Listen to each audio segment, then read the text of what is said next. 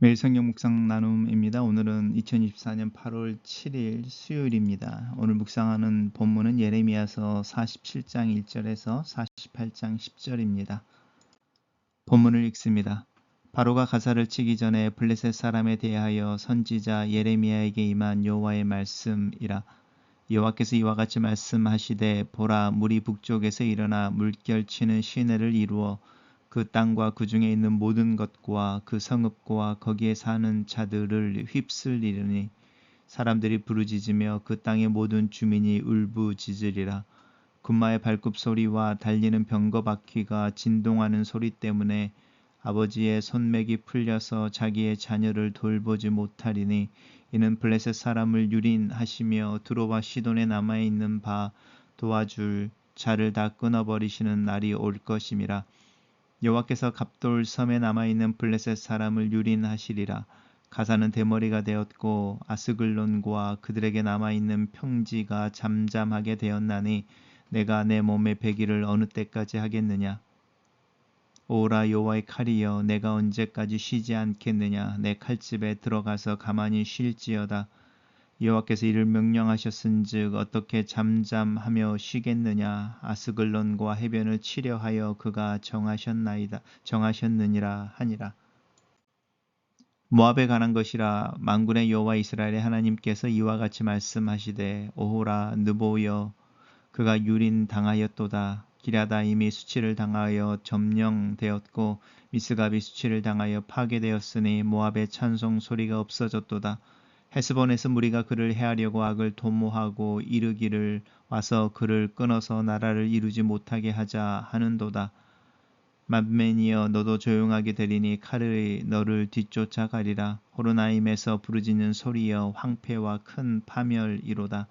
모압이 멸망을 당하며 그 어린아이들이 부르짖음이 들리는도다.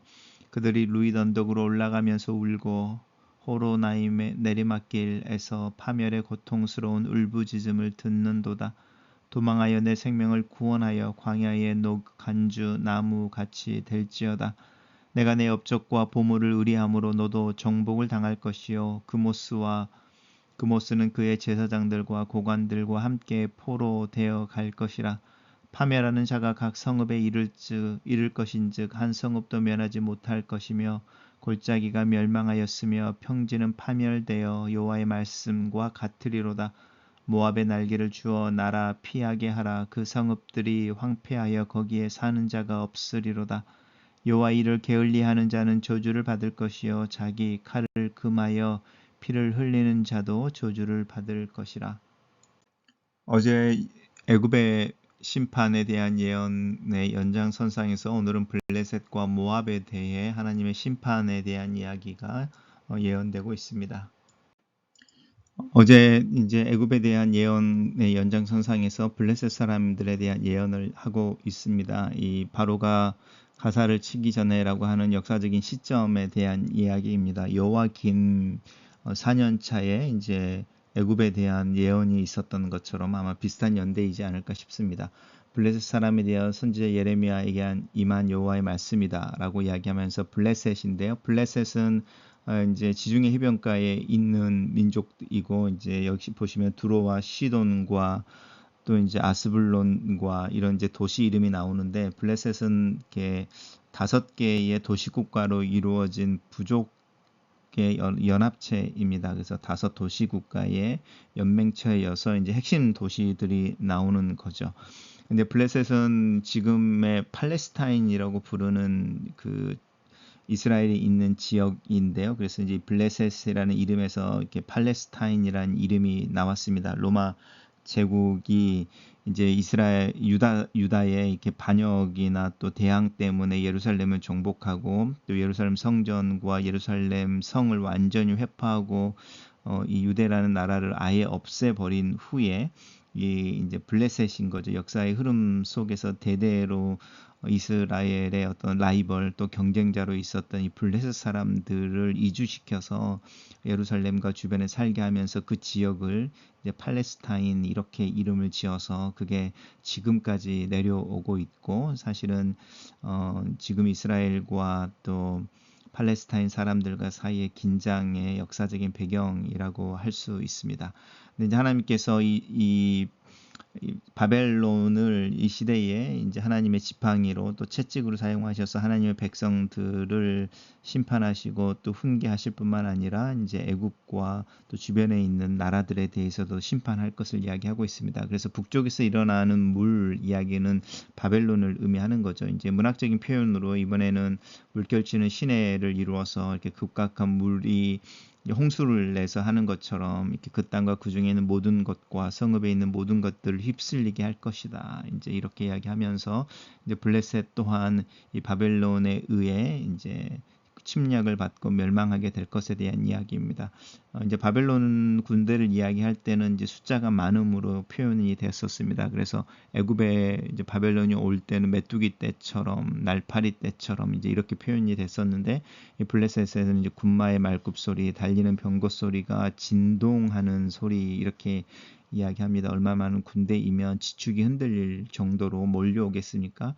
그 소리에 이제 블레셋 사람들의 특별히 남자들의 손에 힘이 풀려서 자녀들을 돌보지 못하게 될 것이다. 이렇게 이야기하고 이제 이 블레셋 사람들의 패망에 대한 이야기를 하고 있습니다. 그들이 남아있는 평지가 잠잠하게 되었다는 것은 완전히 무너지었다. 이렇게 이야기하는 부분입니다. 그러면서 오라 여호와의 칼이여라고 하는 여호와의 칼은 이제 바벨론을 의미하는 것이죠. 쉬지 말라는 이야기를 하는 겁니다. 쉬지 않겠느냐, 언제까지 쉬지 않겠느냐, 칼집에 들어가서 가만히 쉴지어다 이렇게 이야기 이제 하는데 그것에 대한 이제 반론인 거죠. 하나님께서 바벨론을 사용하여서 명령하셨으니 그 일을 이룰 때까지 결코 쉬지 않을 것이다 이렇게 이야기하고 있습니다. 28장에서는 이제 모압에 대한 것입니다. 블레셋에서 이제 모압으로 넘어오는데요. 모압에서도 마찬가지입니다. 이스라엘의 하나님의 예언이고 또 명령인 것이죠. 그래서 모압의 중요한 도시들이 이제 이야기하고 있고 또 그 모압이 이제 멸망될 것에 대한 이야기를 하고 있습니다. 특별히 모압에 대해서는 내 업적과 보물을 의뢰한다라는 것이 이제 모압이 정복을 당하게 되는 이유이고 이제 성읍에 이른즉 파멸하는 자 바벨론을 의미하겠죠. 각 성읍에 이른즉 한 성읍도 면하지 못할 것이다라고 이야기를 합니다. 여호와 이를 게을리하는 자는 조주를 받을 것이다. 우리 블레셋 속에서는 이렇게 하나님의 칼이여 멈추고 칼집에 들어가 있어라라고 이제 약간 블레셋 사람들이 요청을 하는 거겠죠. 그것에 비해서 이 바벨론이 그렇지 않고 하나님의 뜻을 이룰 때까지 블레셋이 철저하게 심판을 받게 될 것이다. 이렇게 이야기하는 것처럼 모압에도 동일한 예언의 어떤 구조입니다. 이스라엘 이제 하나님의 일을 여호와 일을 게을리하는 자는 바벨론을 의미하는 겁니다. 자기 칼을 피하여 금하여 피를 흘리게 하지 아니하는 자 이것도 이제 바벨론을 의미하는데 바벨론이 하나님께서 명령하신 대로 모압을 치지 않는다면 이제 바벨론에게도 이 하나님의 말씀이 또 그들에게 요구되어지는 주어진 역할에 대해서 책임을 묻게 될 것이다라고 기필코 바벨론이 모압을 하나님의 심판의 막대기로서 모압을 치게 될 것에 대한 이야기를 하고 있습니다. 단락을 요약해 보겠습니다. 하나님은 바벨론을 심판의 도구로 사용하여 오랜 기간 동안 이스라엘 괴롭혀왔던 블레셋과 자신의 업적을 자랑하고 보물을 의지했던 모압을 심판하실 것입니다. 이렇게 정리해 봅니다. 매일 성경의 묵상 나눔입니다. 하나님은 여호와의 칼로 민족과 나라를 심판하십니다. 여호와의 칼은 심판의 도구인 바벨론이고 심판의 대상은 블레셋 도시들입니다. 여호와의 칼이 범람하는 강물처럼 북으로부터 일어나 땅의 모든 것, 사람과 동물과 건물과 작물을 모두 휩쓸어 버릴 것입니다. 블레셋 온 지역의 고통과 슬픔 가운데 있고 울부짖지만 하나님의 칼은 쉬지 않고 심판의 역할을 수행할 것입니다. 창조주 하나님의 주권을 인정하지 않고 자신이 주권자가 되어 약자를 착취하고 칼을 휘두르는 자든 하나님의 칼에 의해 망하게 되는 날이 있습니다. 긍휼을 행하지 아니하는 자에게 긍휼이 없는 심판이 있을 것을 성경은 경고하고 있습니다. 하나님은 철저하게 심판을 시행하십니다. 여호와의 일은 모압에 대한 공격으로 그 땅을 폐허로 만드는 일입니다. 만약 심판의 도구로 택함을 받은 자들이 모압에 대한 자비와 연민으로 인해 하나님의 심판 수행을 게을리한다면 그들 역시 심판의 대상이 될 것을 경고하고 있습니다. 모압에 대한 하나님의 심판의 의지가 얼마나 확고한지를 보여주는 표현입니다. 사랑의 하나님에만 너무 익숙한 우리에게 필요한 것은 균형입니다. 하나님은 죄에 대해 철저하게 징계를 내리시며 행하시는 대로 보응하시는 공의로운 심판자이심을 기억해야 합니다.